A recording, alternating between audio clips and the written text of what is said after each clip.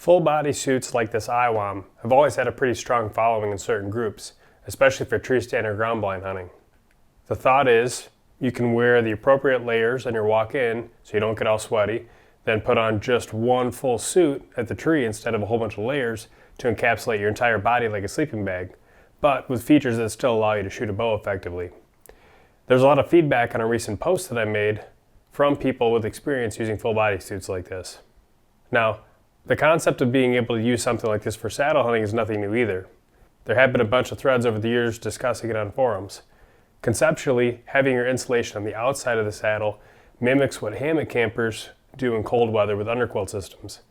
It keeps you from having to compress the insulation underneath the saddle, and it allows that insulated air pocket to extend the full length of your body. A few people have modified suits to be compatible with saddles, and my buddy Nate posted a video on his Average Jack Archery channel overviewing a stock IWOM with a saddle last fall.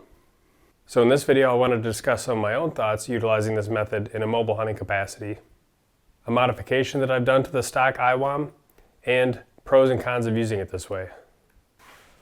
Construction of the IWOM XT is thin slit insulation, 150 grams in the body and 120 in the arms, with a waterproof and windproof laminate, waterproof zippers, and a softer finish to help cut down on noise.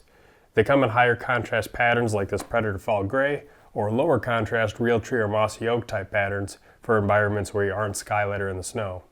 Mine is size large and weighs 8 pounds right on the nose and packs up just small enough to barely fit inside my Sitka tool bucket pack, which is 1,800 cubic inches.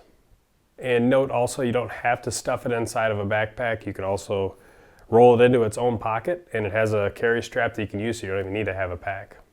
From a bulk standpoint, when packed, this is very similar to like the Fanatic jacket, bibs, and beanie for a point of comparison. Then I can attach the sticks in my platform to the outside with the compression straps, and since the IWOM has coverage for both the head and the feet, plus an integrated muff, all I'd really need to carry extra is a thin pair of gloves, and I wear my saddle like usual on entrance and exit. Generally, when accessing during cold weather, I'll wear base layers, soft shell pants for durability and cutting the wind, and a vest also to cut down on the wind to provide pockets. Lately, I've been using a fleece-heated vest. Now, the IWOM was designed with tree stand hunting in mind, or sitting in a ground blind on a chair, but there is one feature that makes it compatible with saddle hunting just right out of the box, and that's that it has 2 pockets on the sides that are full pass-through, so you can feed your bridge through one pocket into the other. Once arriving at the tree, there's a couple of options for climbing.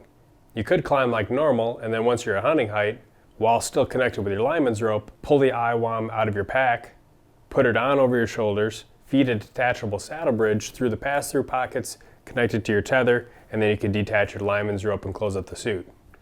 And then at the end of the sit, you would just reverse those steps, take the suit off, drop it down to the ground, climb down like normal, and then pack up the suit once you're back on the ground. That works, and it's probably the easiest way to climb with because you're totally unencumbered, though I'm not a huge fan of fishing the tether through at hunting height. Now, the second option is a compromise for climbing, but it is easier once you get to hunting height. And that is when you take the IWOM out of your pack on the ground level and you put it on and put it in a parka mode, which is where you cinch up the bottom of the IWOM above your waist. At that point, you would go ahead and pass your bridge through those 2 pass-through pockets. That built-in cinch strap around the waist helps keep the suit out of the way of the saddle and accessories while climbing, so you still have access to all of your pouches and your lineman's belt, etc. Though it is a little bit physically harder to see around the suit.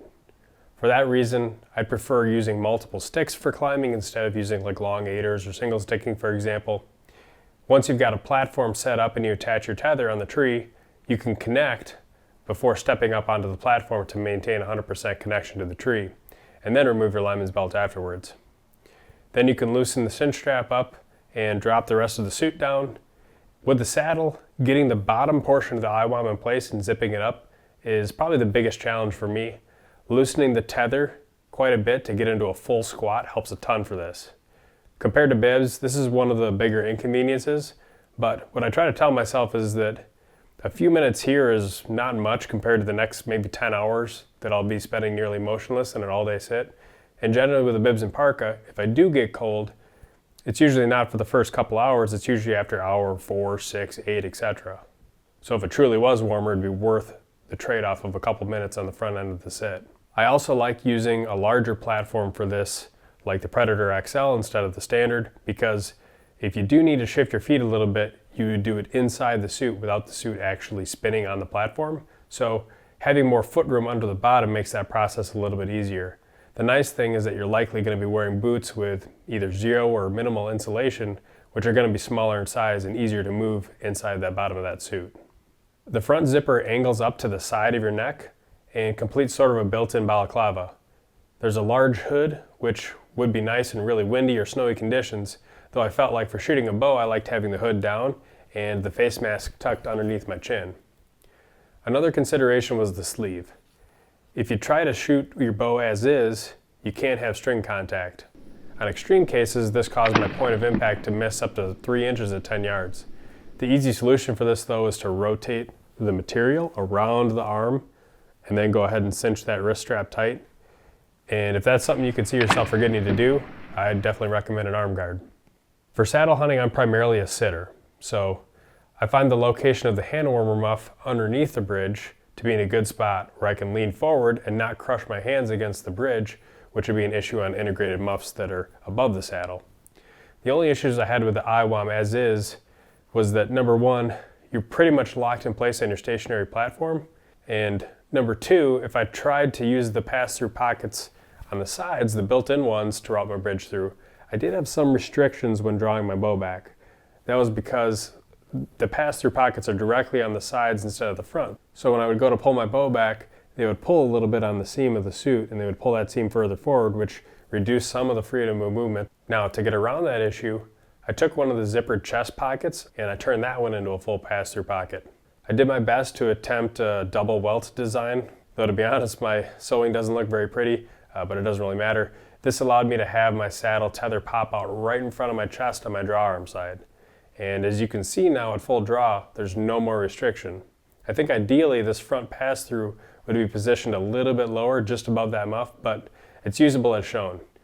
You can spin on the platform to shoot a weak side shot, it's important to note, though you wouldn't be able to use a ring of steps or even your climbing stick as a second point of contact around the tree since you can't really spread your feet apart.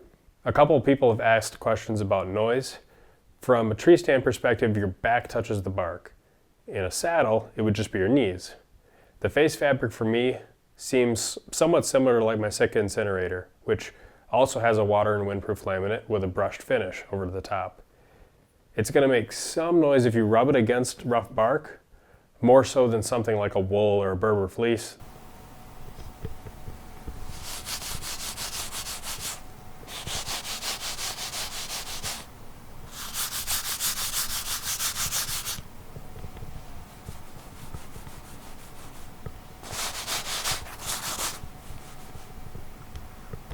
Though, at least in a saddle type scenario, especially with your feet glued to the platform, there's really not a whole lot of bark rubbing going on to begin with, so it doesn't seem like a major issue or concern for me. Now, when laminates, like the waterproof, windproof laminate in here, get really cold, they can have some noise of their own, which tends to calm down a little bit with time. The face fabric here does a good job of knocking that down quite a bit though.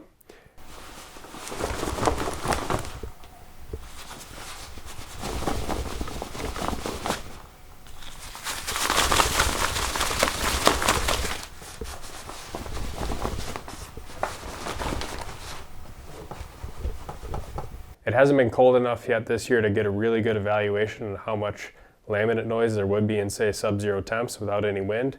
That's likely something I can follow up on, but I don't expect it to be very severe.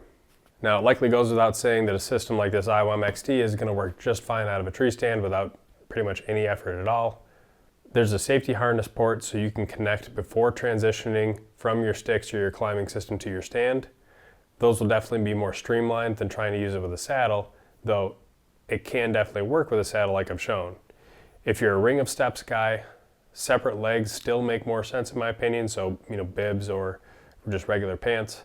Once set up in the tree, it's very hassle-free when you are ready to take a shot because your arms and hands are ready to go instead of having to, say, pull them out from inside of a different style of suit. Now, I'm a believer in the effectiveness of these types of insulation systems that contain as much of a continuous insulated pocket of air like a sleeping bag as possible. they've just always come with some trade-offs. Like many have mentioned in the social media comments, a full bodysuit like this is the only option they might consider when it gets to extreme cold. And it's really tough to match the efficiency when layering with a whole bunch of different layers. The IWOM XT is about $450 new. If you look at what it would effectively replace from my system last year, incinerator bibs, Fanatic jacket and beanie, Arctic Shield boot covers, that's like $1,200 if you compare it full price. Now, usually you can find discounted gear, and of course, there is a lot of middle ground for brands of bibs and parkas underneath Sitka's prices from companies like First Light, Scentlock, Fleet, Cabela's, and so on, some of which I'll be doing additional videos on. But you get the point that you're effectively replacing multiple pieces of outerwear with just one. I think the main thing that you give up is just simply some versatility. It's a little bit more hassle to get everything on and set up when you have to set up and take down your stand and saddle every single day compared to a bibs and parka. It's also tougher to see your alignments, loops, or your steps when you're climbing in that parka mode. You can't as easily walk around in it or utilize steps or your stick as extra points of contact around larger trees unless you undo the bottom and cinch it up into parka mode, which would of course negate one of the big advantages of having that full containment on your lower body. But I will say that once you're set up, it is really nice to wear in the tree from the standpoint of warmth and keeping the elements off. This video dove more into the logistics and layout, as quite frankly it's still early December here and it hasn't really gotten ultra cold, so thoughts on cold weather, noise, and warmth will have to be a follow-up. Based on the amount of insulation that they use and the waterproof, windproof laminate, it should be able to serve really well in a wet, cold type of environment, like what we frequently experience here in November cold fronts in the upper Midwest, where temps might be in the 20s or they might be in the lower 30s, but you could have rain, sleet, snow, and wind, and then noise in those type of scenarios is a total non-factor. But then you could also push it colder and colder and add more underneath as desired and if needed. Now I will be doing some additional videos on cold weather gear, from reviews to layering philosophy, heated gear, tried and true methods of keeping your feet warm. So make sure to stay tuned for those, and thanks for watching.